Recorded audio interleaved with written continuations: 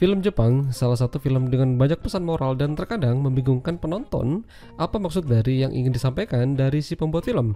Sama halnya dengan film yang satu ini. Meski berbau begituan, namun film ini dikemas dengan sangat baik dan bikin orang berpikir tentang pesan moral yang terkandung di dalam film ini. Ya, jadi film ini tuh berjudul S Drive. Film ini tuh menceritakan kisah seorang pria yang datang dan pergi ke kehidupan hubungan seseorang, bahkan sampai masuk ke dalam rumah tangga juga. Namun di balik semua itu, justru dia melakukan sesuatu yang tak terduga. Jadi di awal film ada pasangan suami istri bernama Enatsu dan Megumi. Enatsu adalah seorang pekerja seni atau desain grafis. Pekerjaannya bisa dilakukan di mana saja, namun dia lebih sering berada di rumah untuk melakukannya. Sementara Megumi itu sendiri bekerja menjadi seorang perawat di sebuah rumah sakit. Setiap pagi dia akan berangkat kerja dan seperti tidak ada masalah di antara mereka. Beberapa saat kemudian, ketika Megumi sudah meninggalkan rumah, Enatsu menelpon seseorang untuk datang ke rumahnya. Pria itu bernama Kurita. Kurita datang membawa sebuah cemilan yang disebut kastanya. Kurita sangat sopan dan baik, udah mau datang dan memberikan oleh-oleh pada Enatsu. Namun tujuan utamanya bukanlah untuk bersilaturahmi atau berkunjung, melainkan mengklarifikasi atas perlakuan Kurita pada Megumi. Lantas, apa yang terjadi? Jadi ternyata Enatsu tahu kalau Megumi berselingkuh darinya dengan Kurita ini. Enatsu ingin meminta penjelasan pada Kurita kenapa dia melakukan itu. Bukankah Megumi sudah punya pasangan dan itu bisa melanggar hukum dan norma-norma di dalam kehidupan? Dengan sopan dan tenang, Kurita mengaku kalau benar dia telah berselingkuh dan bermain dengan Megumi. Bahkan mereka udah melakukan itu sejak 3 tahun yang lalu. Itu adalah waktu yang cukup lama. Namun, apa alasan utama dan mengapa itu bisa terjadi? Dulu, 3 tahun yang lalu, Kurita terkena stroke dan dirawat di rumah sakit.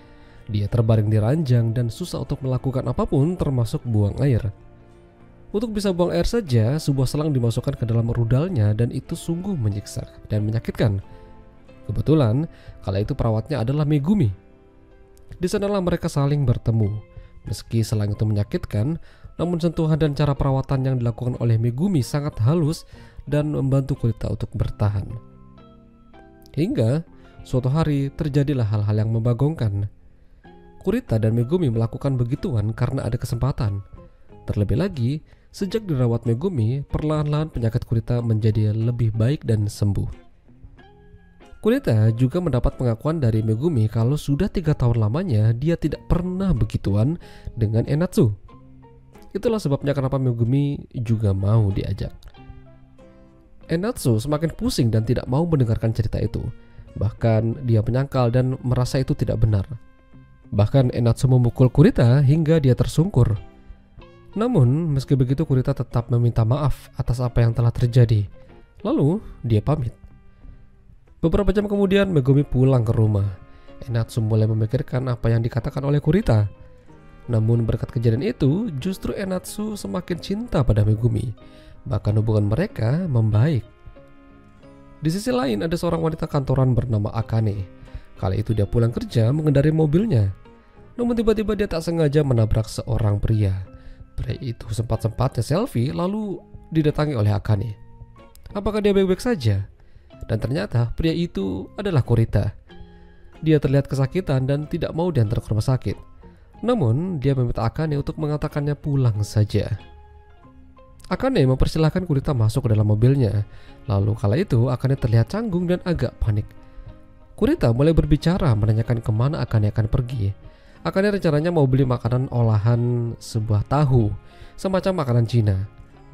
Kurita yang melihat brosur tersebut mengatakan kalau dia pernah memakan makanan itu langsung di Cinanya. Rasanya jauh berbeda dengan apa yang ada di Jepang. Di Cina lebih baik dan lebih original. Lalu pembicaraan mereka beralih dari makanan ke masa lalu. Ternyata Kurita ini dulu satu sekolah dan satu kelas dengan Akane. Masalahnya dulu Akane ini bisa dibilang jahat dan suka membuli Kurita. Kurita menjadi bulan-bulannya Akane dan teman-temannya. Sampai sekarang pun Kurita masih ingat akan hal tersebut. Bahkan suatu hari Akane pernah melepaskan celana Kurita hanya untuk mempermalukannya.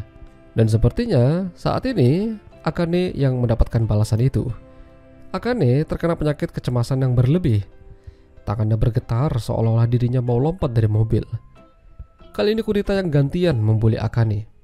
Dia mendekati Akane seraya ingin menganu dirinya dengan perkataan-perkataan yang cukup membagongkan. Namun hal itu tidak terjadi karena Kurita hanya menakut-nakutinya saja. Kurita hanya mendapatkan sepatu Akane yang terlepas. Namun sekali lagi Kurita meminta maaf atas kelakuannya. Sementara Akane bahkan tidak mau berbicara dengannya dan mengusirnya dari mobil. Kurita kembali berulah meminta Akane untuk mengakhiri hidupnya. Jika tidak, kejadian ini akan dia laporkan ke polisi. Apalagi dia punya foto-foto mobil dan plat nomornya. Mau tidak mau Akane berbalik dan melakukannya. Namun semua itu hanyalah mimpi.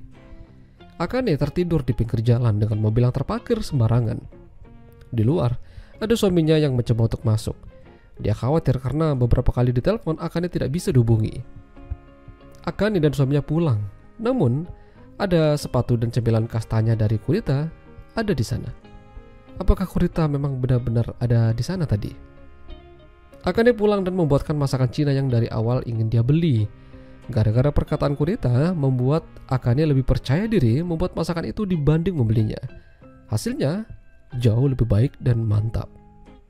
Dan ini adalah perjalanan terakhir Kurita.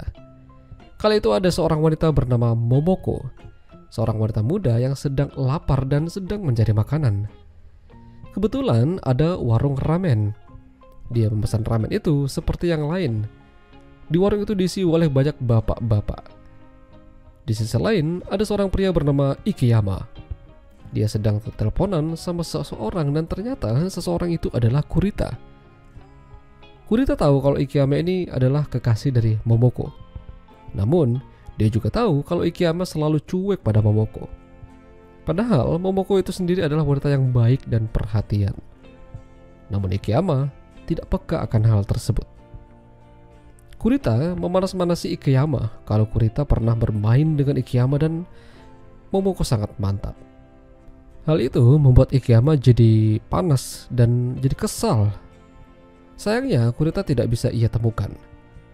Kurita bertemu dengan Momoko di warung makan atau ramen yang saat ini dia berada.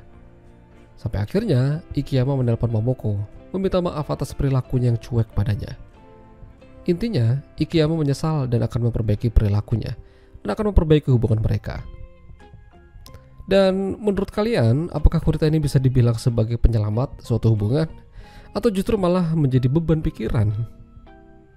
Ya, itulah tadi alur cerita film S Drive.